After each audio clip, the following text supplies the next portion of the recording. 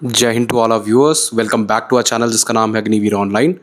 आज के वीडियो में हम बात करते हैं इंडिया के देसी पावर हाउस वेपन्स के बारे में। वैसे तो इंडिया के पास अच्छा खासा वेपन का एक अपना ही इन्वायरमेंट है, बट उसमें से 3 ऐसे वेपन्स हैं जो कि हमेशा स्टैंड आउट करते हैं अगर इंटरनेशनल वेपन सिस्टम्स की बात करी जाए तो कौन से ये सिस्टम्स हैं, क्या इनकी काबिलियत है, क्या इनकी खासियत है, वो सब हम इस वीडियो में डिस्कस करेंगे। तो चलते हैं सीधे अपने वीडियो की तरफ। सबसे पहला जो देसी वेपन है वो है पिनाका। देखिए, पिनाका एक multi barrel rocket launcher system है जो कि इंडिया में डीआरडीओ ने बनाया है, defence research and development organisation ने बनाया है, जो कि massive fire power over a large area very short time period में डिलीवर करने के लिए फेमस है। जैसे कि रशिया के पास BM-21 ग्रैड है, वैसे ही इंडिया के पास अपना पिनाका है। इसका जो नाम है वो लॉर्ड शिवा का जो धनुष था उसके नाम पर पड़ा है, और जो प्रेसिशन और पावर, डिस्ट्रक्टिव पावर पिनाका लेके आता है वो सेम जो शिवजी भगवान का अपना त्रिशूल था वो भी उसी तरीके का कुछ प्रलय लेके आता था। अब बात करते हैं कुछ वेरिएंट्स की पिनाका के। पिनाका देखिए 4 वेरिएंट्स में आता है। पिनाका MK1, इसकी रेंज है 37 किलोमीटर की, और 2000 में इसको इंडियन आर्मी में इंडक्ट करा गया था। फिर अनहांस वर्जन आया था पिनाका 1 का, जिसकी रेंज 45 से 60 किलोमीटर कर दी गई, और अपग्रेडेड इलेक्ट्रॉनिक्स इसमें लगा दिए गए। अपग्रेडेड इलेक्ट्रॉनिक्स का मतलब और अच्छा रेडार सिस्टम इसमें लगा दिया गया एक्यूरेसी के लिए। देन पिनाका 2 आया जिसमें कि गाइडेड पिनाका लगाई गई। इसमें इसकी रेंज तो एनहांस हुई, साथ साथ GPS भी इसमें लगा दिया। अब GPS जब किसी मिसाइल के ऊपर लग जाता है तो वो एक तरीके से गाइडेड मिसाइल बन जाता है, और साथ ही साथ इसका जो प्रेसिशन होता है वो और अच्छा हो जाता है। अनगाइडेड मिसाइल रॉकेट से अच्छा ही हो जाता है basically. Then Pinaka area denial munition, right. इसमें क्या होता है आपका mine laying and area saturation. मतलब आप यूं मान के चलिए, अगर किसी बहुत बड़े फील्ड के ऊपर माइंस बिछी हुई हैं, उस माइंस को अब एक एक करके अगर सोल्जर्स जाएंगे या टैंक्स जाएंगे तो बहुत टाइम लग जाएगा। अगर आपको उस एरिया को क्लियर करना है तो आप पिनाका ADM को लाएंगे, जो कि आपको with in like half an hour में पूरा माइनफील्ड क्लियर करके दे देगा। बात करते हैं इसके कुछ की फीचर्स की। तो मल्टी बैरल रॉकेट लॉन्चर है, MBRL। यहाँ पिक्चर में आप देख भी सकते हो कि मल्टीपल बैरल्स हैं यहाँ पे। हाँ, कैलिबर है इसका 214 mm का। लॉन्च ट्यूब्स है इसमें 12 ट्यूब्स पर लॉन्चर में। ये एक लॉन्चर है, इसके अंदर 12 ट्यूब्स लगी हुई हैं। इसकी रेंज की बात करें 37.5 किलोमीटर से लेके 75 प्लस एंड टू 120 किलोमीटर, जो कि इसके फ्यूचर वेरिएंट्स में प्रपोज करा जा रहा है। 8x8 मोबिलिटी व्हीकल में इसको लगाया जाता है, तो ये इसको बहुत अपर हैंड देता है शूट एंड स्कूट टेक्नोलॉजी में। ऑल 12 रॉकेट्स ये 44 सेकंड्स के अंदर लॉन्च कर सकता है, जो कि अपने आप में एक बहुत ही अच्छा नंबर है। 44 सेकंड्स के अंदर 12 लॉन्च, तो आप सोचिए जो दुश्मन होगा उसको कुछ एक्शन लेने का टाइम तक नहीं मिलने वाला है। और रीलोड टाइम भी आप देखेंगे तो 4 से 5 मिनट का रीलोड टाइम अगर हो तो मतलब दुश्मन का कोई भी कितना भी तेज व्हीकल हो वो रेंज से बाहर जा ही नहीं सकता है। और वॉरहेड्स की बात करें तो हाई एक्सप्लोजिव फ्रेगमेंटेशन है, ठीक है। एंटी टैंक इसमें मिसाइल रखते हैं, और भी कई तरीके के अनहांस्ड वॉरहेड इसमें लगाने की अभी बातें भी चल रही है। अब इसको डिप्लॉय कहाँ पे करा हुआ है? अभी north east and northern region में इनको लगाया गया है, राजस्थान पंजाब वाले एरिया में, जो कि आपका पाकिस्तान से जुड़े हुए हैं। पाकिस्तान के लिए देखिए स्पेशल वेपन्स ही काम आते हैं। अब क्या करें, पड़ोसी ऐसे हैं, उनके लिए पिनाका वहाँ पे लगाई गई है। देन हमारा Ladakh, Sikkim and high altitude artillery support के लिए इस वेपन सिस्टम को लगाया गया है। और डेडिकेटेड पिनाका रेजिमेंट्स भी बनाई गई है इंडियन आर्मी ने, जो कि इस तरीके की फायर पावर को हैंडल करने में पूरी तरीके से सक्षम है। अब क्या चीज़ पिनाका को स्पेशल बनाती है? देखिए, सबसे बड़ी बात है इंडिजिनस सिस्टम, मतलब इंडिया ने खुद बनाया है, कहीं से बाहर से इससे कुछ नहीं आया। जो भी इसके अंदर मटेरियल लगा है, मशीनरी लगी है, टेक्नोलॉजी लगी है, सब इंडिया में आई है। और इसके इंडक्ट होते ही जो इंडिया पहले यूज़ करता था रशियन BM-21 ग्रैड सिस्टम, उसको भी हटा दिया। मतलब फॉरेन की किसी कंट्री पे डिपेंडेंसी नहीं रखी बॉस। देन इसको एक्सपोर्ट करना भी स्टार्ट कर दिया इंडिया ने फ्रेंडली कंट्रीज़ को, जैसे कि अर्मेनिया के पास है, और भी कई सारी कंट्रीज़ ने इस वेपन सिस्टम के लिए मांग की है। Then integrated with network centric warfare systems and drones for target munition. मतलब आज की डेट में जो ड्रोन सेंट्रिक वॉरफेयर चल रहा है ना, उसके लिए फिट वेपन है बिल्कुल। आप इसको रेडार के साथ इंटीग्रेट कर सकते हो, अगर आपको ड्रोन में इसका म्यूनिशन ले जाना, ड्रोन के साथ इसको आपको इन्फ्यूज़ करना है, वो भी कैपेबिलिटीज़ इसमें, तो अपने आप में जो इस वेपन को ये लीथल बनाता है। ठीक है, रिसेंट अपग्रेड्स की बात करें तो 120 किलोमीटर वाला पिनाका है, उसकी भी अभी उसके ऊपर भी काम चल रहा है। पिनाका 2 की रेजिमेंट्स को रेस करा जा रहा है इंडियन आर्मी द्वारा, और डीआरडीओ इसमें UAVs and real time targeting system भी इंटीग्रेट कर रहा है। और आपको एक फन फैक्ट बताता हूँ, 1 किलोमीटर के एरिया को 7.2 टन ऑफ एक्सप्लोजिव से 1 मिनट के अंदर पिनाका ध्वस्त कर सकता है। सोचिए, 1 स्क्वायर किलोमीटर का एरिया अच्छा खासा एरिया होता है, छोटी जगह नहीं होती है, उसको 1 मिनट के अंदर पूरा न्यूट्रलाइज कर सकता है। तो अपने आप में बहुत ही ज़्यादा स्ट्रॉन्ग ये वेपन सिस्टम है।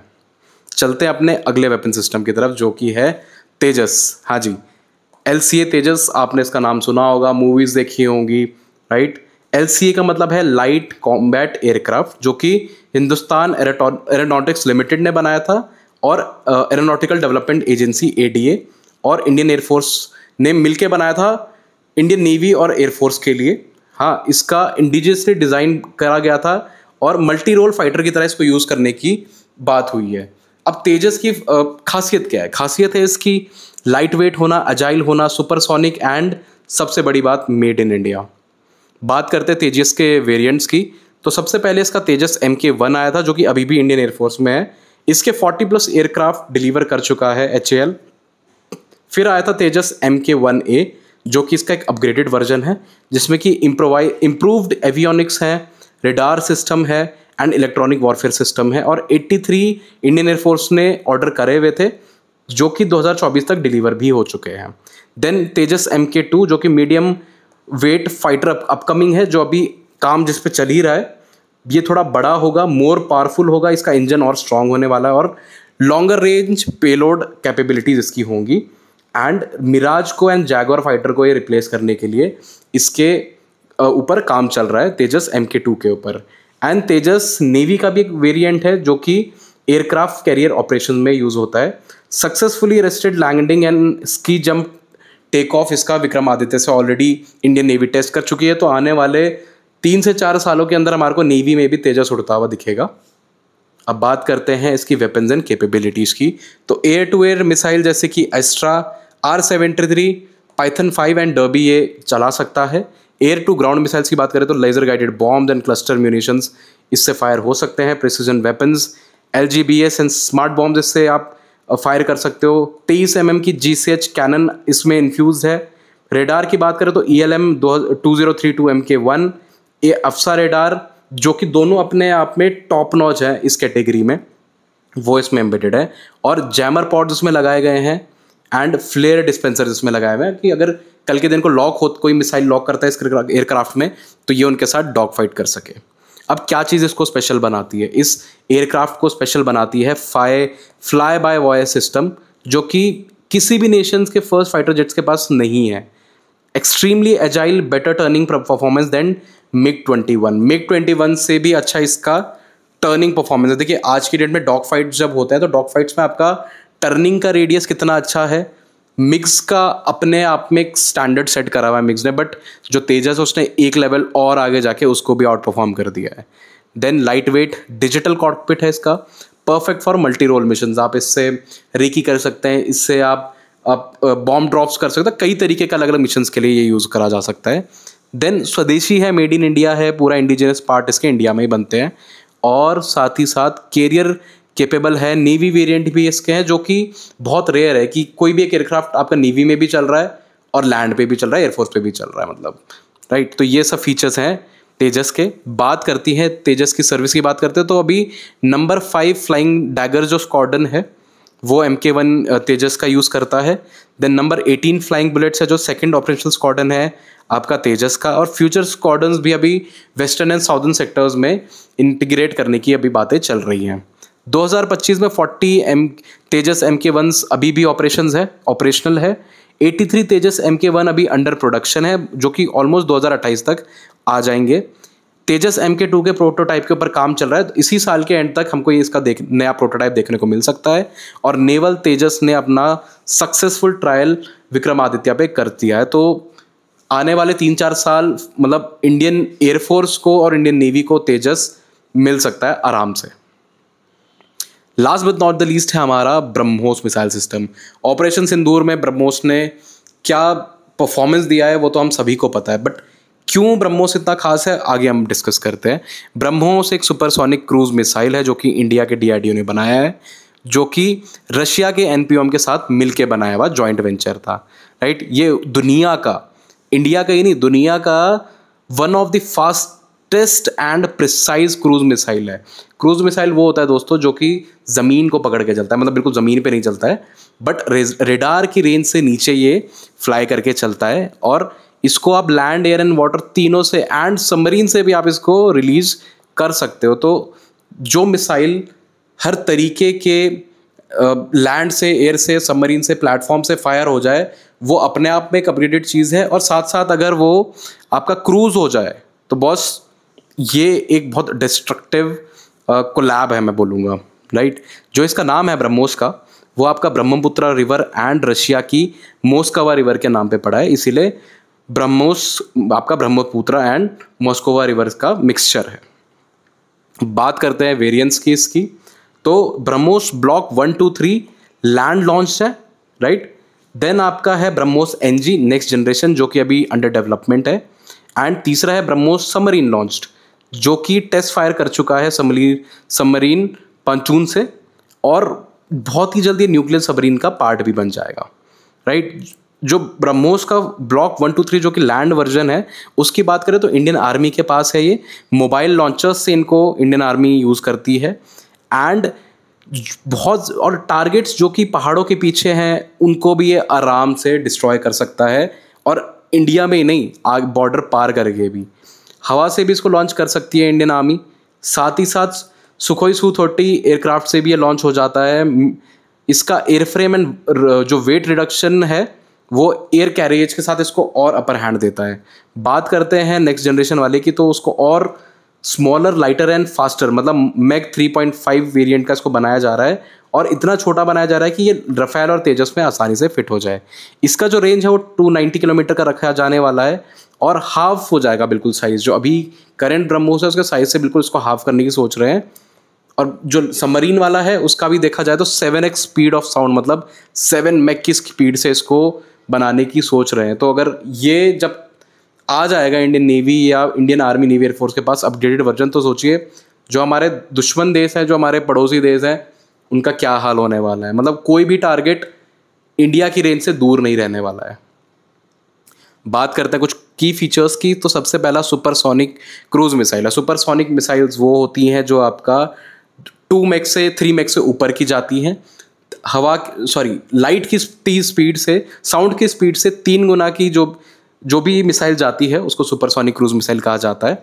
इसका मैंने स्पीड आपको ऑलरेडी बता दिया, 2.8 से 3 मैक की इसकी स्पीड रहती है। और ओरिजिनल रेंज देखी जाए तो 290 किलोमीटर, जो कि अप टू 5 to 800 किलोमीटर इसमें बताया गया है। उसके बाद वॉरहेड ये 200 से 300 kg तक के ले जा सकती है। लैंड, शिप, सबमरीन एयरक्राफ्ट कहीं से भी इसको लॉन्च करा जा सकता है। फ्लाइट एल्टीट्यूड है खाली 10 मीटर का, देखिए आप 10 मीटर के एल्टीट्यूड पे ये फ्लाई करती है, इसीलिए इसको बोला जाता है लो हवरिंग क्रूज मिसाइल। हाँ, एक्यूरेसी की बात करें तो 1 मीटर, एक्सट्रीमली प्रिसाइज। अगर आप इतनी बड़ी मिसाइल्स को इतनी दूर से लॉन्च करने के बाद 1 मीटर का एक्यूरेसी देख रहे हो तो बहुत समझ जाइए कि उस पर जो रेडार लगा हुआ है बहुत ही उम्दा क्वालिटी का लगा हुआ है। एंड गाइडेंस देखा जाए तो INS प्लस GPS इसके अंदर लगा हुआ है, और एक्टिव रेडार होमिंग इसमें लगा हुआ है जो कि इसको पिन पॉइंट प्रिसिजन देने में हेल्प करते हैं। Now why BrahMos is strategically game changer. ये गेम चेंजर क्यों है बॉस? इसके गेम चेंजर होने के पीछे रीज़न है कि एयर डिफेंस सिस्टम जो सुपरसोनिक स्पीड के साथ इसमें लगे हुए हैं ना, वो इसको बिल्कुल गायब कर देते हैं रेडार से। सेकेंड पॉइंट है कि इसका pin point strike capabilities, ship, bunker या एयरबेस कोच भी हों। ऑपरेशन सिंदूर में हमने देखा कि कैसे पाकिस्तान के एयरबेसेस को पिन पॉइंट प्रेसिशन के साथ अटैक करा गया है वो इस ब्रह्मोस मिसाइल की मदद से ही करा गया था, और इसकी जो पिन पॉइंट स्ट्राइक की कैपेबिलिटी है वो वहाँ पे पूरी तरीके से प्रूव हुई थी। मल्टी प्लेटफॉर्म डिप्लॉयमेंट इसको और फ्लेक्सिबल बनाता है फास्ट रिस्पॉन्स करने के लिए अगर कुछ भी कन्फ्लिक्ट होता है तो।